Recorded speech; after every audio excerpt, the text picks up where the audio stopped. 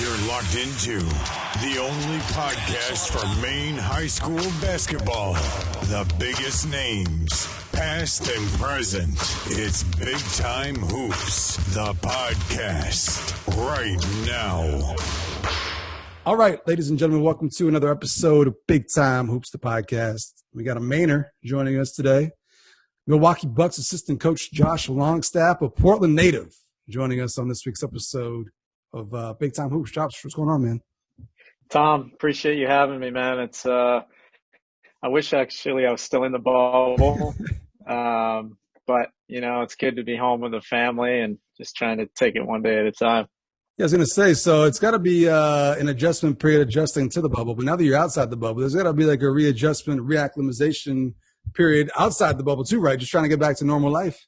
Oh my goodness, no question. And I think I was there for like 5 weeks. The rest of the team was there for a little over 2 months. My wife, we just had our first baby, so I stayed back originally, and then I went right before the playoffs. So it was tough being away from him and my wife. But I came back, and he was like a totally different kid. It's crazy. They go fast. They grow. Oh my God.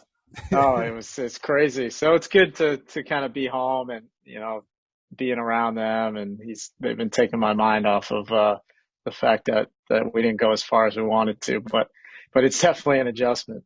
Yeah, and it's also just got to be weird too this time of year. Normally you guys are getting ready for training camp and stuff like that, and like your season's just getting done. So like just your whole normal routine, normal schedule's got to be flipped upside down right now. Yeah, it's weird. Like, you know, once we lost and we came home, you know, Coach Bud kind of got in touch with all of us and was like, you know, usually we know the off-season schedule and we make a schedule for the players and when we're going to go visit them, when they're going to come to Milwaukee. But we just have no idea what's going to happen. So we're just, you know, all trying to take a little bit of a break. You know, in the bubble, you see each other every single day and it's the same thing. So I think everyone needs a little bit of a break from each other. I think that's healthy. And then it's kind of a wait and see right now. If you kind of think about it, like a guy like Giannis he was almost going for 2 years straight. After our long run last year, he played in the World Championships in the summer for Greece. And then it was right back to training camp. And then, you know, when the pandemic hit, he was still he was rehabbing an injury, so he was still in there working, and it was like right through for him. So everyone needs a break. But the uncertainty's got to be a little bit weird because like you guys don't even know like when you guys are going to be starting back up. You guys don't really have the official start date. You guys haven't even had the draft and stuff like that. So it's just got to be the uncertain. I mean, for guys that are just very routine oriented and they, you know they get into a routine, it's the same thing every day. For off seasons, they go about it a certain way. Just having that uncertainty has got to be just weird, frankly, I would think, right? Oh yeah, it's bizarre, and you kind of feel for those guys like coming in from the draft because usually they get drafted and you have summer league and you got time to spend with your new team and the staff and the players, and it's weird. There's not going to be a summer league, at least as far as I know, or winter league, whatever you want to call it. And then we just don't know. Like we don't know what the rules are going to be. Like when they do, you know, players can get back in the gym. Is it going to be, you know, one coach, one ball is kind of the rule they had before, and wearing a mask and gloves again. And so it's bizarre. It's very, very different. But like you said, luckily you have a good distraction. You got a newborn at home to kind of take your mind off things right now. And I'm guessing that you make Milwaukee your year-round home now? Yeah, like it's kind of been the way it is. No matter where I am, you know, Oklahoma City, New York, Atlanta, now Milwaukee, just kind of make it your year-round home. And even in the summer now, like you're traveling to go see players so often that it's tough. Like, you know, you're maybe home for a week or two in Milwaukee, and then I'll go, you know, see a player for a week and then come back for a week and then you're gone for another week. So it's tough to make your home anywhere else, but like, you know, Portland, Maine will always be home to me, but I haven't been able to get back yet. We're actually going to come back October 1st, which will be weird. I haven't been there in the fall in years. That's so true. Kind of excited for that. But basically Milwaukee's home. So I'm glad you mentioned Portland being the home, though. That's where it all started for you. So you got quite the journey. I mean, I was doing some research, checking the Wikipedia page, just checking all the stops along the way. So it's quite a journey. I want to go back and kind of trace it and see how you got to where you're at now. So you mentioned Portland being home. Is that where you were born and raised? Yeah, born and raised in Portland, and went to Portland High School, and I love Maine. A ton of friends that are still there and family, and it's like my favorite time of year in the summer when I get to go home for a week or two and see everybody and spend time with my family and friends. And I try to, like, honestly, I think about Portland all the time. I think about Maine. When I first left, after being a assistant coach at Portland High School and then the head coach at Gorham and went to Oklahoma City, I was like, it was homesick. And it was funny because I've dreamed about playing in the NBA, and, obviously I wasn't good enough to play, but coaching was the next best thing. And you're around these great players, and our team was really good for the 4 years I was there. And I got homesick often. And then going to New York, I felt more like, Northeast, the pace a little faster.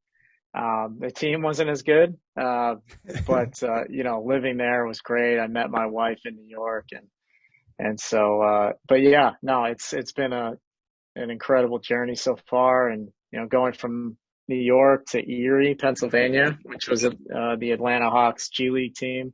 I was the head coach there for a year, and then this is just completed my second year in Milwaukee. So you were no slouch yourself. You were an all-state performer for Portland, played on some really good teams with some really good guys, and you came up with a really good time. You figure like the state of Maine kind of goes through spouts where there's like a lot of good players in the state. You guys had just a ton of good players in Portland at that time, right? So Chris Markwood, Jamal Caterina, Robert Pillsbury, Nick Cantor Medley. Like these are all guys from the city at the same time coming up. So like what was it like coming up with such a great collection of talent, just all concentrated in one area like that? It was the best. Like I can remember it vividly too. Like I was really good friends with Chris Markwood. We're still good friends, and Nick, Jamal, we're all really close. But it's a little bit different. Like we were really tight, and we played all the time together and against each other. But once you get on the court and you're playing, and it was like we were super competitive. And it's just part of what makes the relationships great. And that was a really, really good time and a competitive time. And, at the high school games, like playing at the Expo, you would have like, 3,500 people there on a Friday night. And it was the best. Like, that's what motivated you in the summer to want to be great and beat those guys. And, we all still keep in touch, which is really cool. But I was fortunate to grow up in a time where it was so competitive and the competition was so good. I saw a video. I forgot where I saw it, but someone had put up the game of when you guys won states '99 with Pillsbury. Yeah, yep. Yes, I saw that state game. Someone put it up on YouTube, and I was watching it, and then we saw you on the bench. So you guys actually played in Bangor for that. So what do you remember about playing in the Bangor Auditorium? Because that's when the auditorium was still a thing, and you guys had to come up for that. So it's not something that you guys get to play in normally. But what do you remember most about that state game when just playing in the auditorium? Yeah, it was really cool. Like my mom and dad are from Waterville, so like them, like to my dad, it was like, oh, you get to play in the Bangor Auditorium. That was this big deal, and so that's how it was a big deal to me. My dad made it a big deal, and so it was important to me. And then the team was so good. Like we played Lawrence, and they had like Justin Underwood was kind of their best player, and they were a really good team. And I think we won by like 30. And it was one of those games where we didn't miss. And but it was really, really cool to be there and to win the state championship there and be a part of something so special. And the first one, I think, in Coach Russo's history at Portland High School, and obviously he's been there over 30 years. So that was a cool moment. And if you could, just speak on Robert Pillsbury. He was Mr. Basketball. And I remember him from his days at Hudson because they used to come up to UMFK, and I just remember him being like the villain, like, oh, shit, like Pills is coming to town, and he used to kill us. But what was he like? Because obviously he got Mr. Basketball his senior year. So what was it like having him around? What kind of player was he? Oh man, like one of the best scorers I've ever seen. And obviously I've been around some really good players. But he is like his fundamentals were incredible. He was such a good shooter, but he had like two moves. He would hesitate and shoot, and you had to respect his shot. So he'd hesitate, and if you just, jump at him a little bit, he's going by you. And he was so gifted, so competitive, and he brought it every practice, every game. It was great. I was young, so I was a freshman on the varsity team, and he was a junior, and I actually played a little bit that year because Pills would kind of fight for me to play some because he knew he could intimidate me to give him the ball all the time. So I kind of knew how to give Pills the ball, which was my role at the time. But incredible score, and honestly, like legit one of the best I've seen natural scorers. Portland Press Herald just had an article a couple weeks ago. They did the top 10 teams, or it was like the top 6 teams since 2001. So you guys just missed the cutoff there. But where were that 99 team rank? You think you guys are up there with some of the best teams the state has seen over the last 20 years or so? Would you put you guys up there? Oh, no question. I mean, undefeated. Coach Russo, a lot of people don't know this, but he used to run us the night before a game.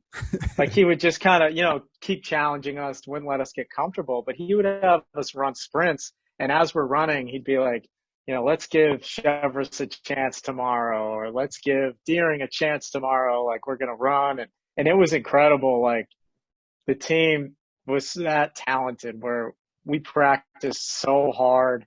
Coach Russo would open up practice on Saturday mornings to the parents and to really anybody at the high school. It was like a thing, and we would scrimmage. So it'd be like the first team would be, Robert Pillsbury and Anthony Rousseau and Topher Philbrook and Alvin Weisberg and Adam Waxman, and anyone that grew up around that time would know those names. And then the second team was like myself and Quentin Porter, who played quarterback at BC, and John Emerton, and just these like good athletes, and we would go at it. And those, honestly, like it's no disrespect to the rest of the league, was really good, but those were the best games we played in. Yeah. And other than that, we just kind of, dominated everybody, and the team was close knit team and competitive. And to me, it's one of the best teams I've ever been a part of.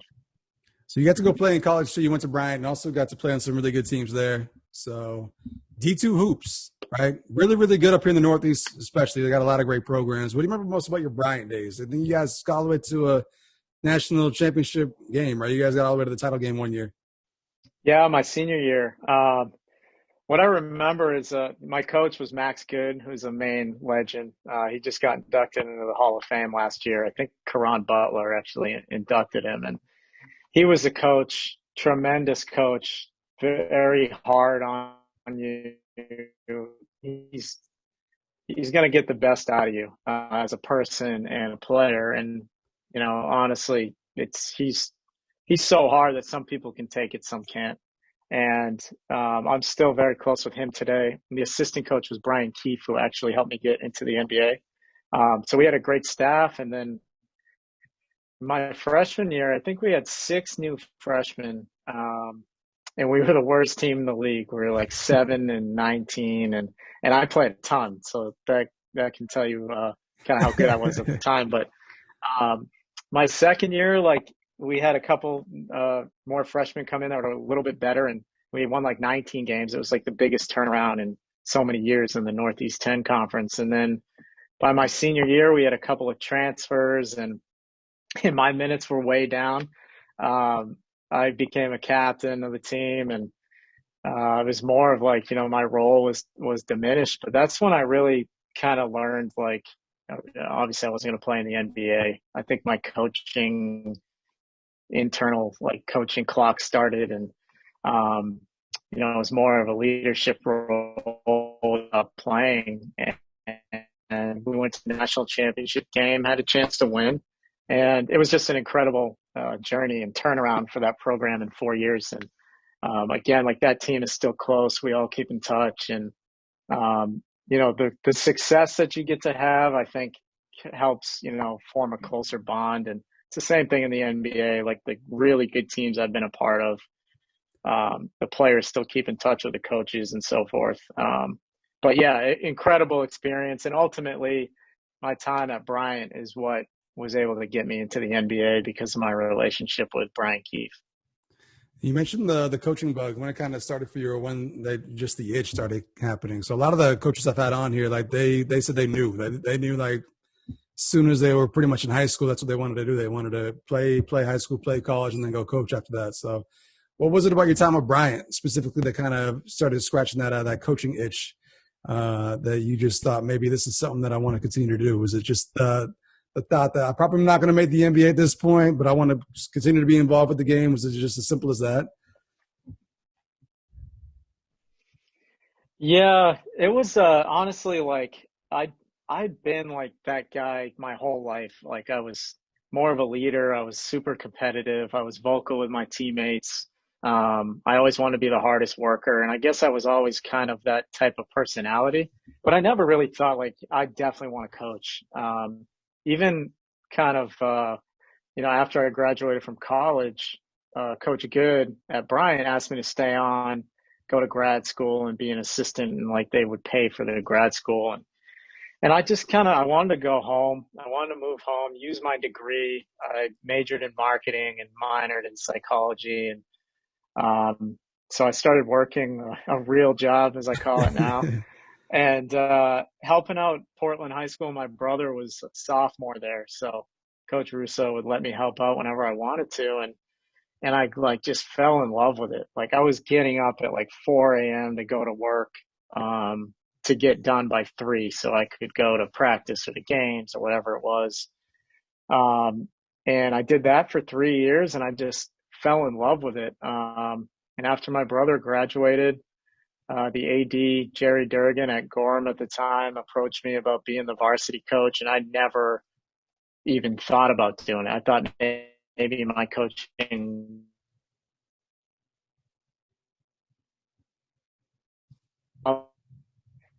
and second year, after my second year at Gorham, I went to visit Oklahoma City because Brian Keefe, who coached me in college, was an assistant there.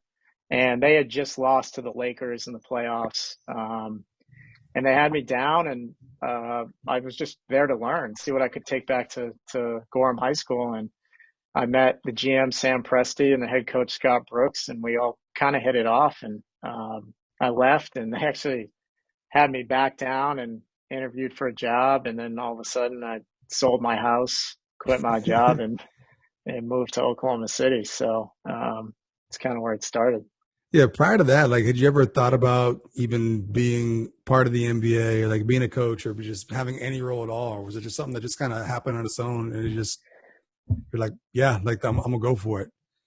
Yeah, like when I was growing up as a kid, like I was obsessed with the NBA, the Bulls, Michael Jordan. I was fortunate to grow up during that time and watch the games with my dad, and posters in my room, and all the Jordan sneakers and the whole deal. And I wanted it so bad. And then I guess it just creeps in, once you're in college and figure, I'm not going to make it. But I never thought like, okay, what's the next route? But when I went to visit in Oklahoma City, and it was amazing to me. Like you're in a NBA facility, these great young players, Russell Westbrook, who just hadn't scratched the surface, and Durant and James Harden. And it was just so cool to me. And then when I left there, I still didn't think like, oh, I got to get a job in the NBA. And then it just kind of happened. And, the job was the lowest level starting job you could get, but it was a video job, and I was watching film for the front office, breaking down film for, potential free agents, trade targets, draft picks. And then I was also helping the coach side watch NBA games, breaking them down by possession, like who shot it, what play they ran, what the play's called.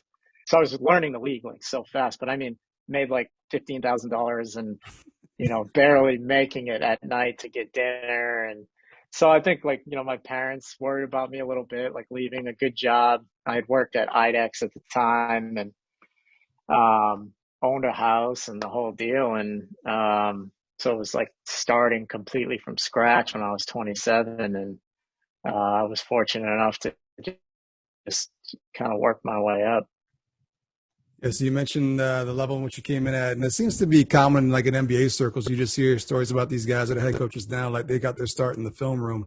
Now, like they were just in there day after day, all day long. Like, what is it really like in the film room? Like, is it literally just like a dark room where you're just watching hours and hours of tape and just blocked off from the outside world? Like, is it as pretty lonely as it seems? It sounds like, where you're just staring at screens all day.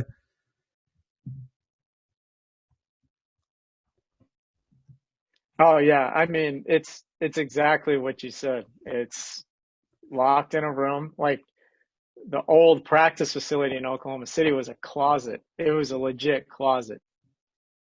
So you would open the door and there was three of us in there and super tiny. And you're watching, film early in the morning, games from the night before. We would usually practice at 11 and Russell Westbrook and Kevin Durant would get there at 9. So we had cameras that would look out onto the floor. So I'd get there, 5 a.m. and I'd start and I'd watch one or two games and we call it coding a game. I'd code it, give it to the assistant coach when he gets in the morning so he can watch it. And right at 9 o'clock, you could see like Russell and Kevin would walk out, and like it's part of the Thunder culture. Like the players come first, and they're the most important thing. So we would get out of our seats and run out there and grab the balls and be waiting as they kind of walk onto the court.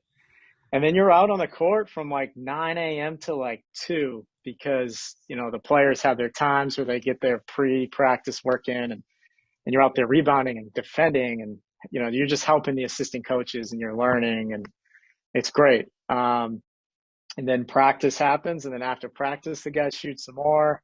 And then you go right from there back into the closet and you're watching games until like 10 at night and you just do it again the next day. And it is a grind. You have got to love basketball. And, it's long hours and it's a huge commitment.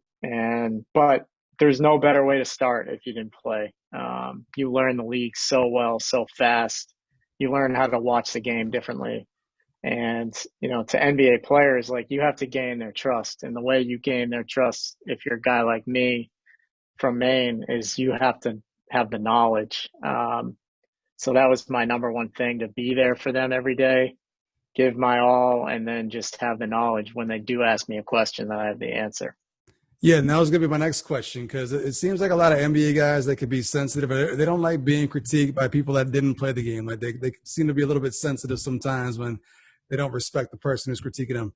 And the question I have is, like, you being on the staff and being in the building, like at what point do they start to, like you say, like ask you for input? Because I'm guessing there's like a filling out process, right? I'm guessing they got to kind of fill you out before they start taking advice from you. Like they gotta get to know you. So what's that whole process like? Because I'm guessing like Kevin Durant didn't come up to you like day one, like, hey, like, how do I get better at this? Like, what's that process to gaining their trust? Yeah, it's a good thing he didn't. He probably wouldn't be where he is today. But yeah, no, it's the biggest thing is earning their trust and building a relationship. It's like in anything you do, like any business. And my first year, like I barely said a word. I was there to learn and work hard and do whatever I was told to do. Like I was 27 years old and I was, Russell and Kevin and James and these guys, they're like 21 and I'm like wiping up their sweat and getting them waters and like, it didn't matter. Like I understood like where I was and where I want to get to and what it was going to take. And there's a humility level I think it takes to work in that environment. And after a while, like later in the year, if we're playing a team and one of the players is like, hey, what's the pick and roll coverage we're in again tonight? And if you have the answer, then they come back to you again when they need something. Or, what does Dwayne Wade like to do again? Is it left to right crossover or right to left?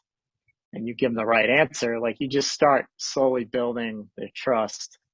And that's what happened. Like, I was just there constantly, and that's kind of how I was able to get to New York, and become an assistant coach. Kind of got me out of the video room with Derek Fisher. Was he, eventually when we got him, like, he's the smartest guy I've been around as far as a player goes, the highest IQ. And he would come back at night and I would be the only one in there, and he would shoot. And then when he's done shooting, we talk forever. We talk about his days with the Lakers and Phil Jackson and Kobe and all this stuff. And then I think he kind of got to realize that, like, it was like my third year in the league and I actually had some knowledge now. And we built this tight relationship. And then when he got the Knicks job, he called and asked permission to talk to me, and he ended up taking it and made me a coach. So, it takes time, those relationships. And, those guys they've been around people their whole lives that want something from them. Like, they've been the best players since they're in, like, middle school. So they can sense out, like, if you're authentic or you're not. And that's part of, honestly, like, being from Maine and my family, like, you being from there, like, I'd say people in Maine for the most part are pretty genuine and prideful.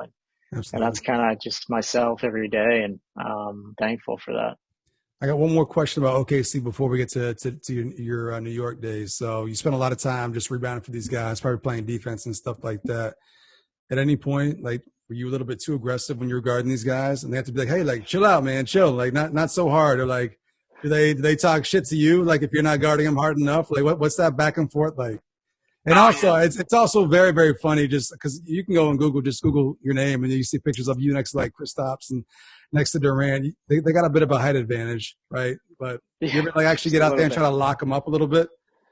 Yeah, what's funny is, like, it's a skill that I had to learn. But as a video guy, like, you have to understand, like, you're out there to coach doing it, and they're explaining what they want the player to get done, what they want them to do. It's your job to guard them in a way that, you're trying to influence them to do what the coach is trying to get them to do. And that's a skill in itself. But there are times where, like when this picture you saw me guarding Kevin, like, I would guard him a lot because teams would switch and they put smaller guys on him and they would just crawl up underneath him and try to be physical with him. So I would do that a lot and he would get angry. Like, if I fouled him, he would get angry. And the next rep, like, his level went up like 2 notches. And so that's part of it. Like, if the guy's going through a workout and it's a little monotonous and, like, you get up in him or you poke the ball away or maybe you foul him a little bit or whatever, like, they get upset and then they take it up another notch. So in a way, you're actually making them better. But, like, me and Russell Westbrook go at it all the time. And, like, I'm 38 now. Like, my body is killing me, and most of it is because of him. Having to guard him constantly, and he's always wanting more. Like, and you watch him play, that competitiveness, that is every day, and it is constant. And it is relentless. Doesn't matter if you're an NBA player guarding him or me. And but yeah, you kind of learn, like, how do you guard guys. And I think they did respect me because I could move and, I could still, like, I was an athlete. I stayed in shape. And so, but yeah, I hope that answers your question. Absolutely. Who'd you have the most success guarding? Are you a more of a Durant stopper or a Westbrook stopper? Like, should teams be calling you up for, like, a 10-day instead of trying to get you on the coaching staff as a defensive stopper? I mean, my defensive skills went way up having to guard these guys all the time. Yeah. I would say none of them. I couldn't guard any of them. But I would, like, I was really close to still close with Russell, and I would say I knew his game really, really well. So I would have a chance. But, once he turned it up that next level and used his athleticism, like I had no shot at it. Not So happening. I would probably like to say him. If they were all lined up, I would point at him and say him because I know it'd make him angry. So There you go. yeah. So New York was the next stop, and I'm guessing with the change in scenery also came a change in responsibilities, actually being on the coaching staff. So, what was New York like? I mean, obviously, I'm guessing every place you go, you take a little bit away from either the culture or something that someone does well. What did you learn in New York that helped make you into a better coach?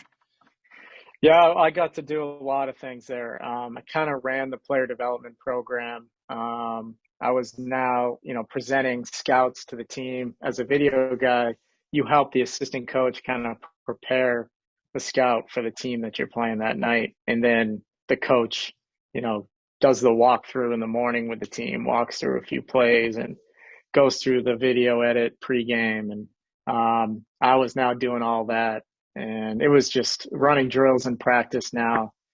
It was a great experience. I got to do so many different things. And then, having Phil Jackson there, he was there all the time to pick his brain and to learn about the mental side of coaching. And it was just invaluable for me. And even though the teams weren't as good as we would have liked, going from like literally the smallest market team to the biggest Yeah. market and seeing what the differences are, was great for me. And, I take away some things from Oklahoma City that stick with me and take away some things with New York as well. So you mentioned the player development, and one of those players you probably had a big hand in was Porzingis, right? He would have got there during your time. What was it like seeing his development from when he arrived to obviously he's still getting better now, but just having such a hand in that in terms of player development, like what do you look at looking back on it? Like what was that like just seeing his growth and being part of that? Yeah, it was great. Like just, being a small part of it, kind of like I was again fortunate in Oklahoma City to watch, like we would draft these first round picks and a guy like Reggie Jackson, for example, who was a late first round pick. He was a steal. But to learn from the coaches that I was around, like what is really important in that first year. And the most important thing is to teach them like great habits. You want to teach them, to be consistent in what they do. What's really important in the NBA, to be able to play and sustain success. So that was really the goal with Chris Stapps, and it was like an organizational goal. And right when we got him, he had to get stronger. He was a very like young body, like he hadn't matured yet, and he was, young in age too. Um, so that everyone was on the same page working on his body, and then like his like low balance and core strength, and when he's playing was really important. So, we kept it super simple. Carmelo was like a big help with him as well. He could kind of see his potential, and that summer I was working with Carmelo. He was rehabbing a knee, and so he stayed in New York the majority of the time, and we worked together. And then, Chris Stapps came in and joined us in our workouts. And but it was just great to see, after my second year with him, when my time in New York was up, like it was just great to see he had great habits. Chris Stapps did, and at that point, like the talent takes over. Like they still need the coaching for sure, but once they have the habits, like no matter where they go or what they do, like they're going to be okay. And it was just really cool for me to see him take ownership of his own development. And obviously, he had a great year in Dallas, and he's got a great future ahead of him. So you mentioned the change in markets going from the smallest market to the biggest market, getting to coach at Madison Square Garden. So the fan base, the actual fans in the building are a little bit different from OKC to the Garden. What were someone like maybe the people you saw at Knicks games? You're like, well, holy shit! Like, look who's sitting over there. Like, or who this person's here. Like, who were some of those fans? You kind of stand out looking back on your time in New York. Is it just being like just cool, like looking around and seeing these folks there? Yeah, I mean, it was incredible. Like Oklahoma City is like the passion and like it's the loudest place. They're so loud, the fans. and then New York is, the aura of the Garden and Yeah. the celebrities, like you said. But you see everyone there. Like I remember, like seeing Tom Hanks there was really cool for me, like growing up, and he's in all those movies, and Denzel Washington, and then I've got to meet Spike Lee a few times, which was really cool. And but yeah, like Celebrity Row was right across from our bench. So a lot of times, like the start of the game, I would have to catch myself sometimes because the first few minutes would go by and I'm just like trying to identify who's in Celebrity Row, and I have to, snap in and lock in and make sure I'm watching the game.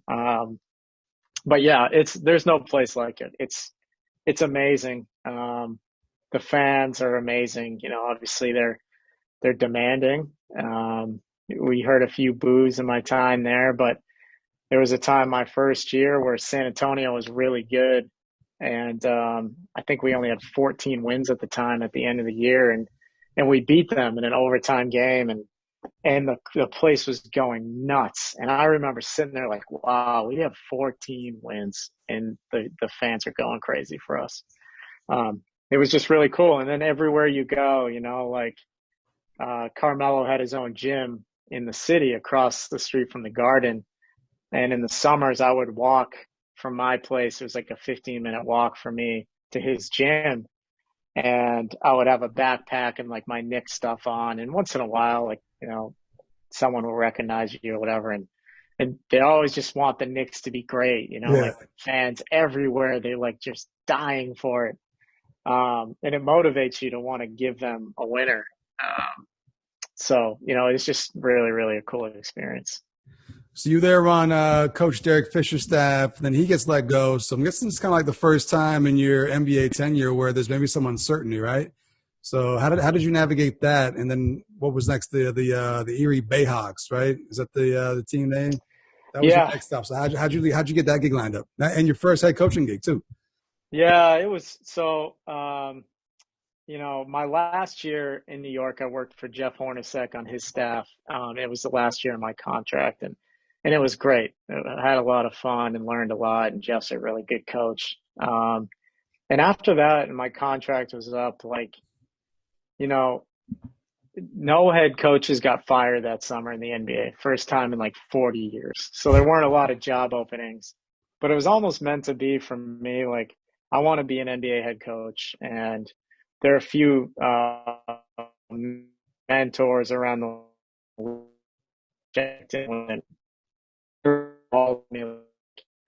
You want a head coach, you need a coach in the G League. You got to try to get one of these head coaching jobs, which are really tough to get, because the league is taking that, the G League so serious now, and a lot of coaches have come from the G League. Nick Nurse being one of the big names.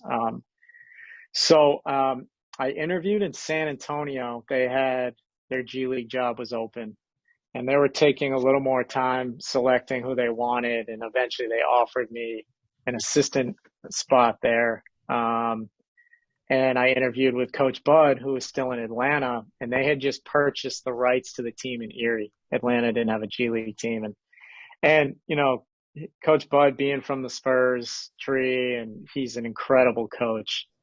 And he and I thought a lot alike. Like when I interviewed, the way that I would make like a film edit that, how I learned when I was a video guy, is exactly how he did it in San Antonio. So it was really cool that we kind of shared that experience, and he was a video guy himself, and the way we thought about player development and the way that we thought about, offense and defense, it was just so similar, and we kind of hit it off. And Malik Rose, who was a former player in the league, he was the GM of the team, and ultimately him and Coach Bud hired me, and it was an incredible experience for me. Started off a little bit slow. We lost a lot of close games, and then fortunate enough to maybe have a little better coaching. I think I wasn't as bad as I was at the beginning of the year, and then the players just kept getting better and better and better, and we ended up having a really great season, and the first division title in team history, and then went to the Eastern Conference Finals, and it was really cool. Great experience for me. What can you say about the G League? Because it's like you said, the NBA is taking it a little bit more seriously, putting some more money into it, and it's paying dividends with players coming up out of there, coaches coming up out of there. So what was your G League experience like? I mean, you hear stories about how it was when it first started back in the day, but it seems like, they are pouring more resources into it. So, what's your G League experience? Yeah, I mean, my experience was probably a lot different from the people when it first started. Like Taylor Jenkins, who was on our staff in Milwaukee last year and is now the head coach in Memphis, and Darvin Ham, who's also on our staff in Milwaukee, both coached in the G League or the D League years ago when it first started, and they would tell me the nightmare stories about it. And we were fortunate, like they've done a great job. Like the travel is a little tough for players. It's commercial flights. And in Erie, they're on a lot of direct flights into Erie. You go to Cleveland or Buffalo, which is 2 hours away. So that was difficult. A lot of like 12-hour bus rides and things like that.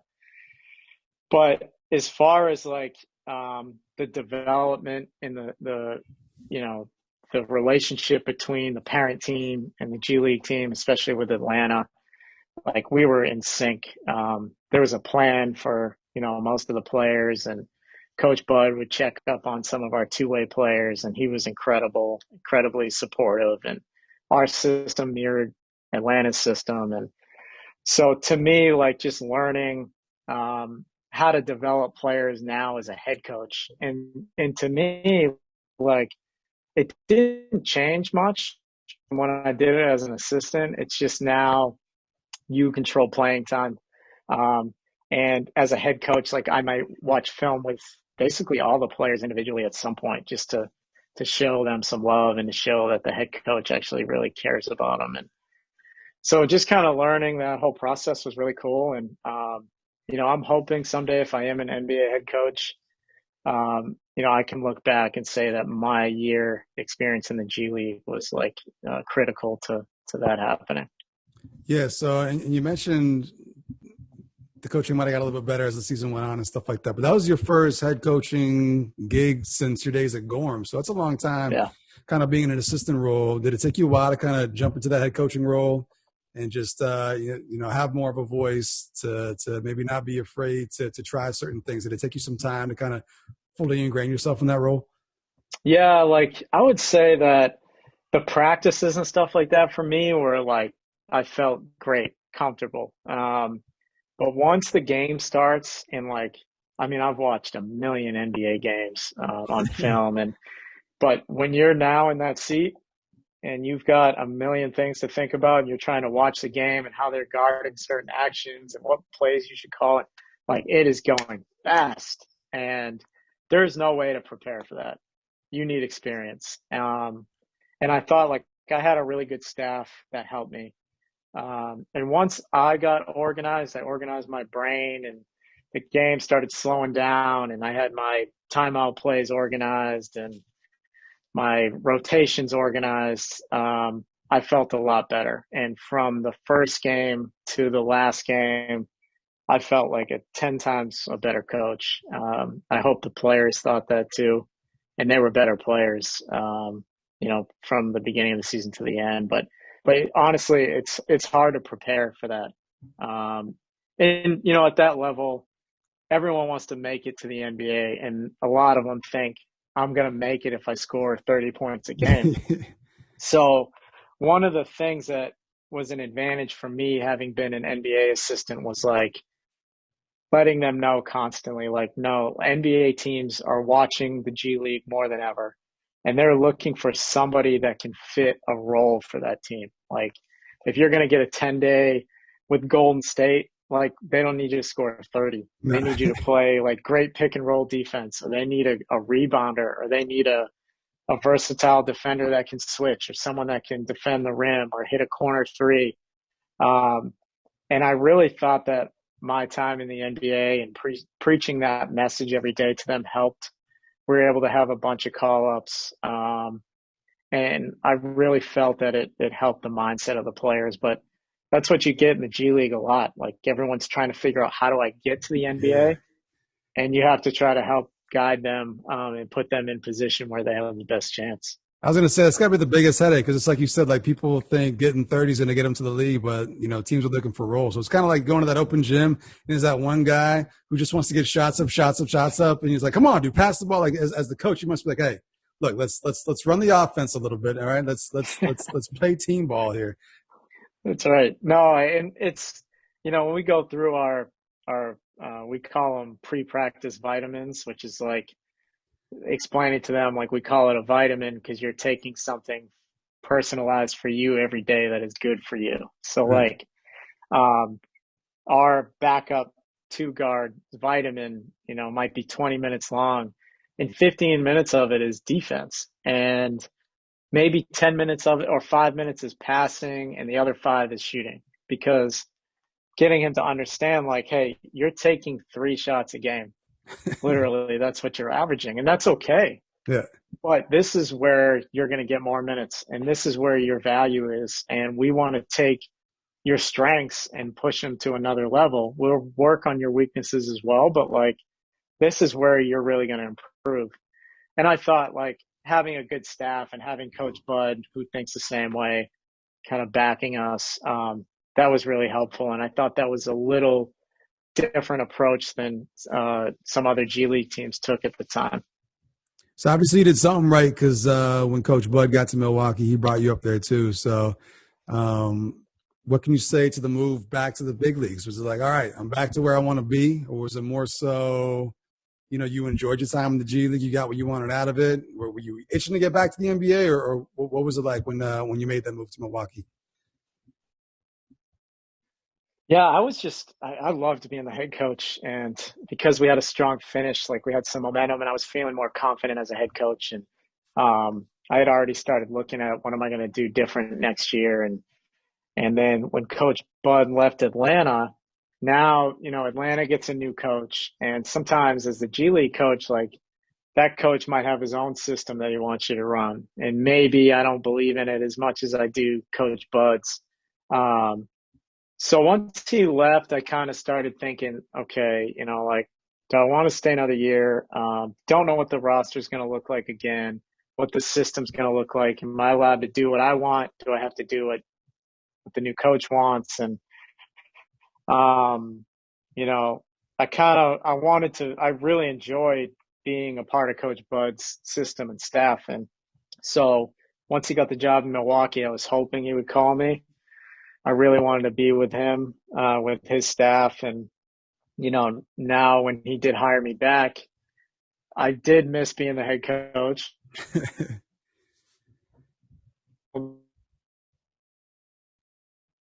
Like I can help him. I'm thinking differently now than when I was an assistant in New York. And I feel like I can help him a little bit more.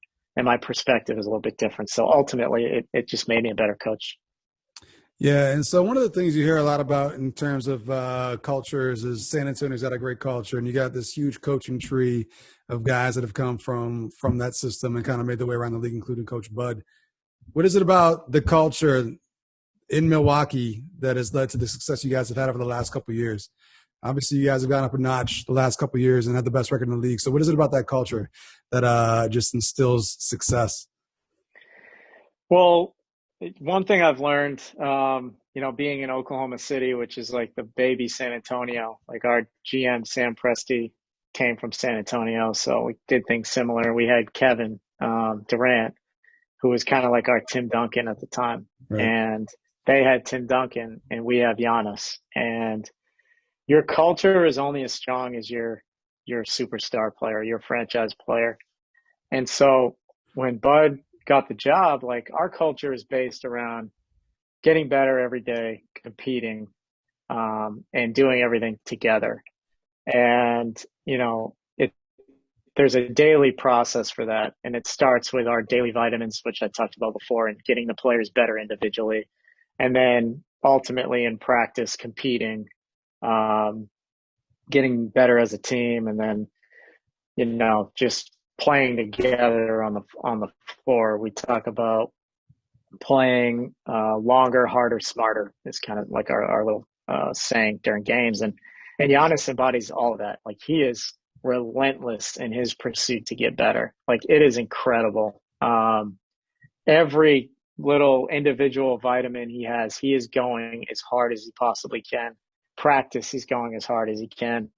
And then like in the regular season, like he's obviously now a two-time MVP back to back. Like he plays so hard every single night. And so like when you watch the playoffs last year and this year, like you know what you're going to get from him. Like there's not like, okay, with Giannis, okay, Giannis now needs to now take his effort to the next level. And a lot of guys can do that. You talk about teams turn it on. He is on all the time. And it's incredible. So like Coach Bud coaches him hard. He's the hardest worker. His habits are incredible. So our culture is, you know, built around that. And we could come in with this plan to have this amazing culture, but unless you have the players and the character of the people to carry that vision out, it's just not going to work. So I mentioned the success you guys have had the last couple of years, and due to that success, we got to experience something together. You didn't know I was there, but we actually experienced something together for the first time. My first NBA All-Star weekend was down in Charlotte, which I think would have been your first NBA All-Star weekend as a coach, Yeah. right? Yeah. What was your weekend like? I had an incredible weekend. I'll just say that. I had a great time down there in Charlotte. But what was it like being a coach down there for your first All-Star weekend? Oh, man, it was unbelievable. It was busy like you wouldn't believe. You know, we coached the Rising Stars game. So, like, the first day is Rising Stars practice in the morning. And it's, you know, you're there 3 hours before practice because they've got to do media. Players have to do media. The head coach, Darvin Ham, was the head coach for us, and Kyrie was like the guest head coach. And so like you're there 3 hours before practice, and you practice for an hour. You know, practice is just kind of like, you know, whatever. Guys are just getting shots up and you know, shooting the shit with each other, and we're doing the same.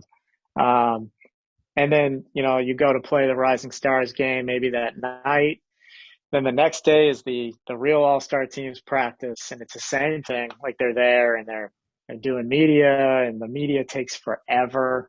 Then they have to clear the court, and you do your practice, and then maybe it's the next night is the game or whatever. But it was one thing after another. And then at night we had events we had to go to, and dinners and parties, and my wife was there with me, and it was an incredible experience. But I was exhausted afterwards, and we had like one day, and then it was right back to practice. Yeah. So, but it was incredible, man. Like just being around those great players, and you know, Derek was on our team. It was his last year, and I got to spend some time with him because Kristaps had just gotten traded there. So we talked about him for a while, and just he's an incredible guy, and it was just awesome experience. Also for me, I had a great weekend. I can imagine. The thing I was shocked about is I went to the practice so on Saturday, and I was watching Ben Simmons shoot threes, and him and LeBron were just going shot for shot, and Ben Simmons just killed him like head to head in a 3-point shoot. I was like, where is this during the regular season? What's going on right now? But I can also attest to the fatigue, because I couldn't get over like how easy it is to bump into people. Like I just kept bumping into like former players left and right, and I was like, what is going on here? But I flew out Sunday morning, and it was after a long Saturday night, and I was so exhausted at my gate waiting to get on my plane. Like Joe Harris came in and flew out on my gate, and like he had just won the 3-point shootout the night before, and I was like even too tired to go over to him and be like, congratulations. I just put my head down like I can't even really talk to this guy right now. I'm so exhausted. But anyone who gets you had the a great opportunity, weekend. yeah, anyone who gets the opportunity, NBA All-Star Weekend is amazing. Like go and do that. So. Oh, it's incredible. Like I like having my All-Star breaks, but that experience, nothing like it. It's incredible. So another experience that you just experienced, the bubble, right? So let's talk about this. Obviously, it didn't end how you guys wanted to end, but what was the bubble experience like for you? Yeah, it was, you know, like I said before, I went later because of the birth of my son. And so when I got there, I had 7 days of quarantine. So I'm in this tiny little hotel room for 7 days. Can't leave, get tested daily. They just like drop food off outside your door and knock. That's it. so I was in all the coaches meetings, like Zoom called in and whatever. Um, and then when I got out, it was the day before the playoffs started. So we had practice at noon, and I got out at like 11:45. And this guy that worked for the NBA picks me up in a golf cart and takes my bags and whatever. And he's taking it to like my real room. And it's like a 10-minute drive across the campus where, the team hotel is. And the practice gym is like in a ballroom. I'm sure you saw Yeah, pictures or yeah. whatever in the hotel. So he's like, you can make the start of practice. So I'm just going to bring you right to practice. I'm like, okay. So we go right into the ballroom. He drops me off, and the players happen to be stretching. Like they did their little, like, Bud probably spoke to him and walked through a couple things in the stretch. And I walked in, and like I didn't know like what was going on. I was just trying to get to practice, and it was like the perfect moment where everything was quiet and they all saw me come in. And it was so cool. Like a bunch of them ran over and gave me a big hug, and they're making fun of me for being a dad now and Yeah. whatever. So it was like really just cool to see that, they actually, first of all, noticed that I was there, and then, were showed me that kind of love. But, and then, it was a grind. I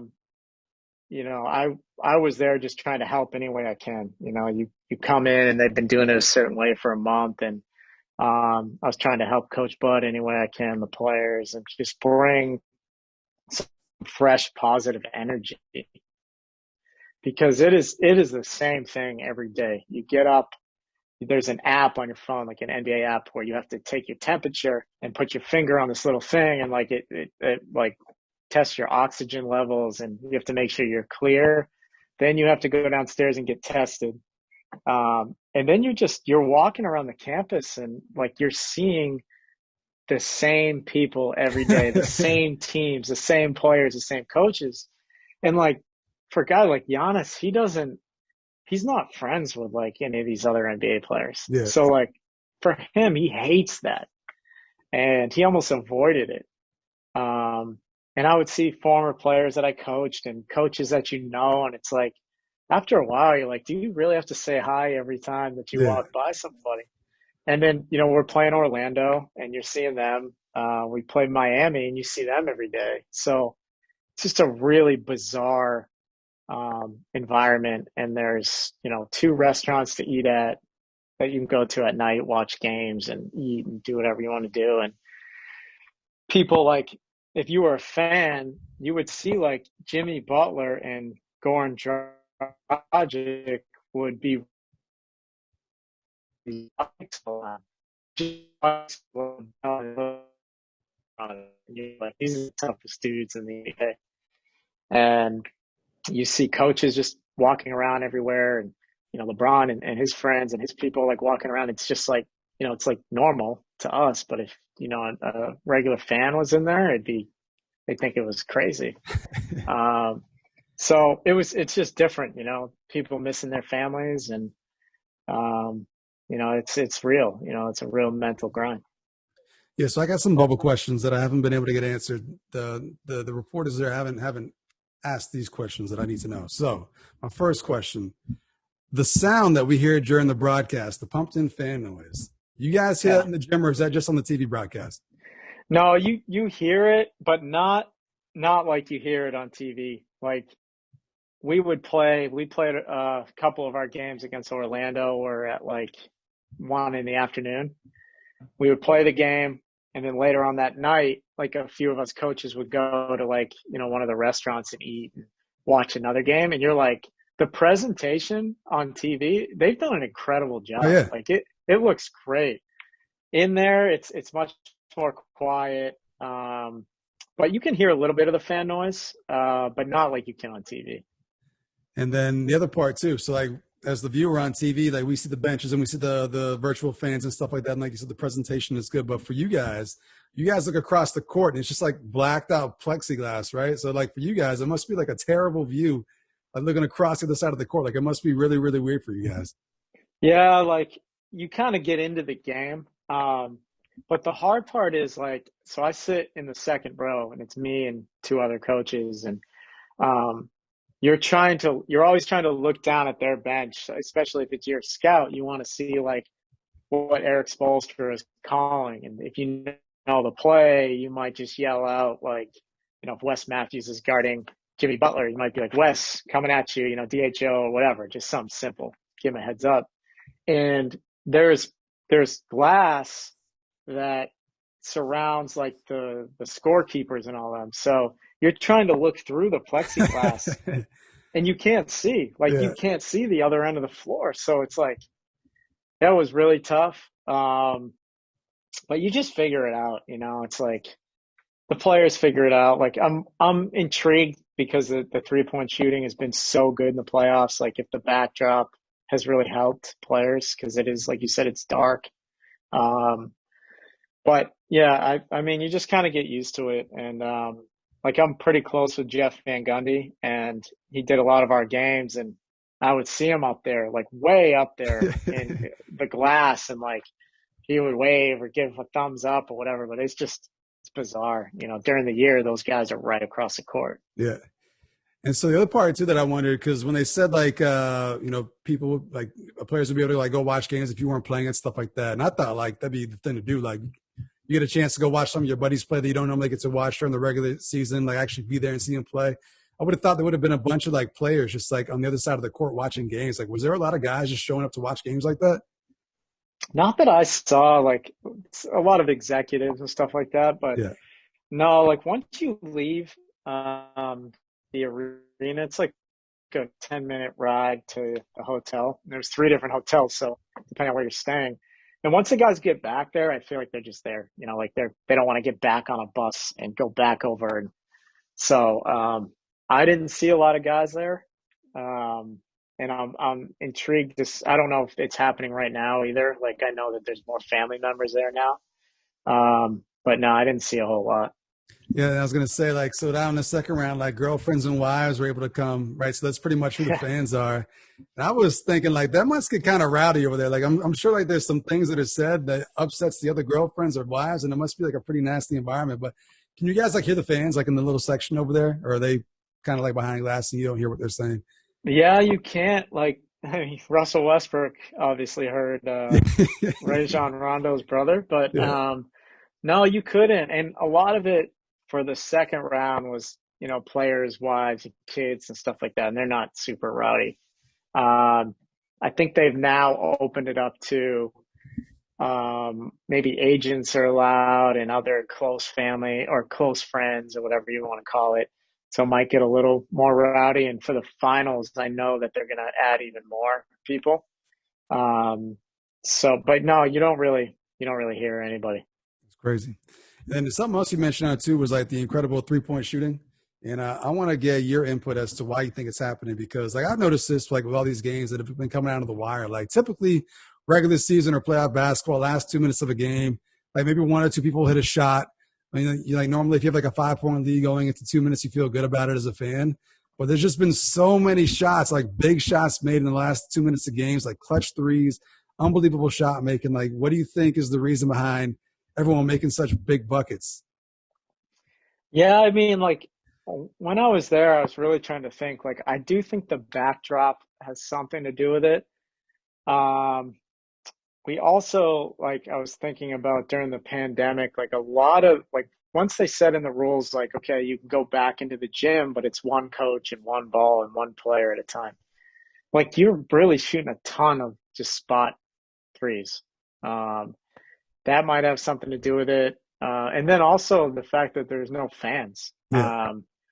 It feels a little less pressure, I would say, because no fans. But yeah, it's hard to explain. It'll be interesting to see if it goes on like that once we get back to some normalcy with fans and everything. But I do think, the game is going that way too with the threes but some of the big shots, maybe some players are just stepping up. Like NBA players, one thing I've learned, they're so talented and it's just hard to underestimate how good these guys are.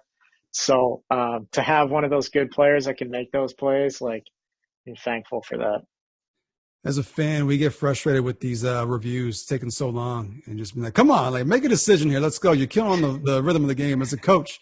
Are you guys ever like, guys, are you serious? Like, how much time do you need to watch a replay and make this decision here? Like, do you guys get frustrated? Yeah, I mean, sometimes there's like technical difficulties too, and you're just like, oh, let's get this on with. But with the coaches challenge they added in for this year, that takes more time. Yeah. And it just depends. Like, I feel like the players get more upset than the coaches do. Like, they just want to keep going or keep playing or whatever it might be. But the league has changed so much. Like, flagrant foul reviews are like so prominent now. And Yeah. back in the '90s, some of these guys are playing that are coaches now. Like, I mean, you could just forearm somebody to the ground and it's just a foul. Yeah. And times have changed. So I just got a couple Milwaukee Bucks questions here before we get up out of here, because this is like my first opportunity to be like an NBA reporter and ask some hard hitting questions here. So I'm excited about this. My first question, as a coach, on the broadcast, we see it a lot in the tunnel. We see Wes Matthews and one of the Lopez brothers wrestling. I think we've seen Giannis get on that.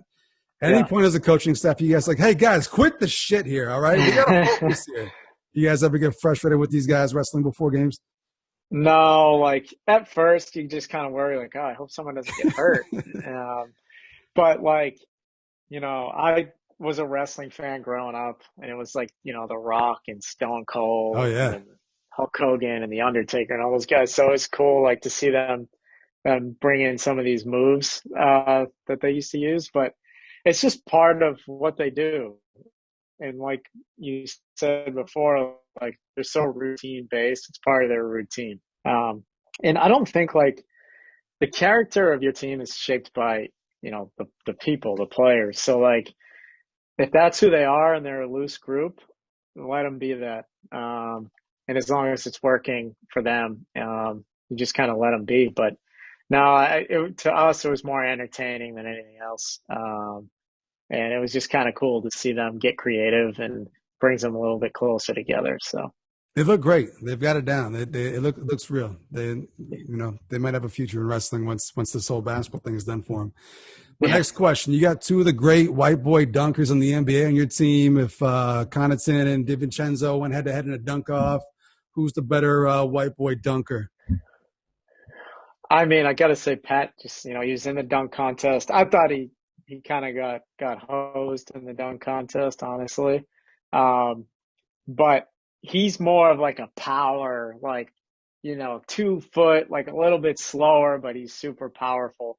And Dante is more like quick, fast twitch, explosive. But I think Pat, he's got more dunks on the year, and he's known more as a dunker than Dante is. I'll take that. That's good. As you can see, I'm a big Michigan fan. You got a Michigan guy on your roster. I'm a little bit upset when he declared, because the year after he left, we went to the national championship game. Had he stuck around, we probably would have won the whole thing. DJ Wilson, is he going to pan out? What's going on with my man DJ? Can we get DJ some more minutes? Well, I love DJ. He's a great person, hard worker. He is talented, as you know. The hard part is he's just on, the best team in the NBA record-wise in the regular season. And, last year we were really good, and you've got these veterans like Ersan Ilyasova ahead of him, and then Marvin Williams comes in, and last year was Nico Mirotic. So, it's hard for him. The biggest thing is trying to find minutes on the floor. And last year he had a stretch. I want to say it was like 12 or 15 games where he was in the rotation. I think Ersan was hurt, and he played really well. And then he hurt his hamstring. So like I remember like Ersan came back and was ready. And Bud was basically like, DJ's playing really good. He's skilled. He fits our system. Let's just let him keep going for, a little bit. It's good for him and his growth. And he got hurt, and the hamstrings linger for a while. And after that, he could never break back into the rotation. And I do think DJ has a chance. Hopefully it's with us. But, that's part of being on a really good team. But I think the thing that gives him a chance is he's worked hard every day. His attitude's been good.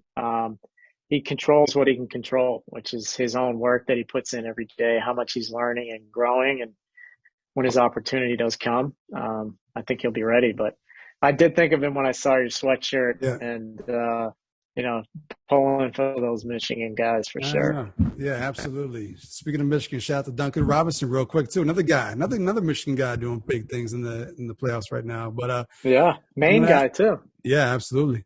So are you the type of guy once the season's done, since you watch so much basketball during the year, you just turn it off, or are you still watching the playoffs right now? I'm watching Boston and Miami just because I'm a Celtics fan growing up, and they have a great coach. And then Miami, I'm still a little bit hurt and bitter that they beat us. So I just want to watch them and try to learn from them, keep watching and see what they do that maybe we can try to steal, or we can try to, take for our guys or our team. And, but yeah, like I'll turn everything else off for a little bit, or I'll try to this year more than ever because of the baby and everything. It's been helpful to get my mind off of it. But you got to do that. And it's taken time for me to learn how to do that so that I don't burn out, but got to turn it off for a little bit. It's also, being from Maine, I'm going for the Celtics right now too. Real quick, your prediction on the rest of the series. Did they turn the table with that Game 3 victory? Gordon Hayward coming back, just having another able body who can make plays. Like, is that going to be the turning point? What's your prediction for the rest of the series here? Yeah, I mean, it's hard because like they had a chance to win those first two games. Yeah. They're super talented, well coached. They play hard, and Miami's the same. Like, they're well coached. Miami, to me, I feel like they have something this year. And, I think it's going to be a heck of a series. It's fun basketball to watch. I really don't have a prediction, to be honest. I wish I could give one, but I think it could at least go 7. I wouldn't be surprised at all if the Celtics came back and won either. I'm sure hoping so, because those first 2 losses were very stressful, and I'm hoping that things continue to swing the other way here as the series progresses. But we'll have to wait and see. A couple more quick questions. So you watched The Last Dance during the pandemic here, and you used to always let everyone know by showing off a pair of J's that you were wearing while watching the show. What's your favorite pair of J's? What's your go-to pair? I would say I've got like the black and red 4s that I love. I've got a ton of them now. Like when I was in Oklahoma City, Westbrook signed with Jordan, and his brother wore the same size as me. So like he would just leave boxes of Jordans on my desk all the time, and all the retro ones. And so I've got a ton of them now, and I break them out once in a while during the season. Just, players notice new sneakers or like old school retro sneakers and haircuts. They notice that. So like, once in a while we break them out just to let the players know that I'm not messing around. Absolutely. So my last question before we get up out of here, obviously you got a bright future with the whole NBA thing. That's good for you. We being from Maine, we're happy to see that. But if there was one job in Maine that could bring you back to Maine, if this job opened up, if it was a dream job for you to come back and leave all the NBA stuff behind you, what's the dream job you're coming back and taking over here in Maine? Oh man. It's funny, like a couple come to mind, but really the one is probably, I always wanted to work for my dad. And my dad is now the president at National Distributors in South Portland, an Anheuser-Busch company. And like he started as a truck driver and like worked his way all the way up where now he's the president.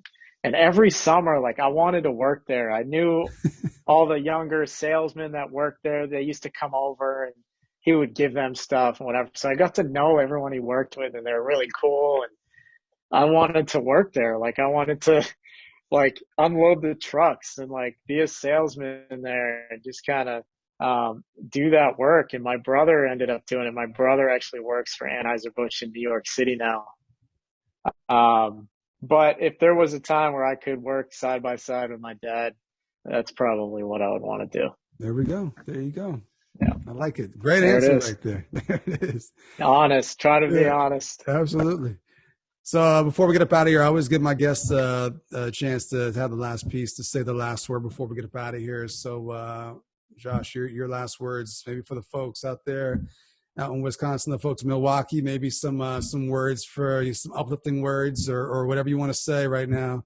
Now's your chance to say your last piece before we get up out of here. Yeah, well, I would say just thank you, to you for thinking of me and having me on. And for me, like being here in Milwaukee, it's a pleasure, honor to be around these coaches and players, and the community's incredible. The people are great sports fans here. Obviously, they have the Packers, the Brewers are good, and now the Bucks. And it's been really cool. My wife is she's an actress, so she's close to Chicago, and it's a really good spot for us. And but I would also say, like, being honest, like there is not a day that goes by where I don't think about Maine and like the people in Maine and my parents and family and friends, and how, like, honestly, one of the big motivators for me is like I want to make the people in Portland, Maine proud, like whatever it is I'm doing, whether I'm a head coach at some point or I'm fired soon and I end up back at Portland High School, whatever it is, like I just want to make them proud. And it's something that pushes me every day. Absolutely. Well, we just want to say that we're proud of you. It's cool just to have someone out there to be like, hey, I can be from Maine and I can make my way up the NBA ranks. And it's just cool to see all the places you've been and where you're going. So shout out to you and all the big things you're doing and putting Maine on like that. That's big. And thank you for coming on today. I really appreciate it, man. Yeah, Tom, thanks for having me, and keep in touch for sure. Anytime. It's an honor, pleasure to be on. Yeah, next time I go to All-Star Weekend, if you guys happen to be coaching that weekend too, I'll reach out so I can get a little bit of a different experience than. Oh yeah, absolutely. We'll definitely get together and we'll make it happen for sure. Hopefully next year. Yeah. Shout out to Josh for coming through on Big Time Hoops, the podcast, doing big things and putting on for the state of Maine. And like I said, it's just good to see that you could be from Maine and you can do big things. Don't let being from Maine hold you back from your dreams. Chase those dreams. And the potential's limitless. So shout out to Josh. Make sure you guys are checking out all the previous episodes wherever you get your podcast. It's up on there. And with that, we'll see you next week with another big time episode of Big Time Hoops, the podcast. We'll see you.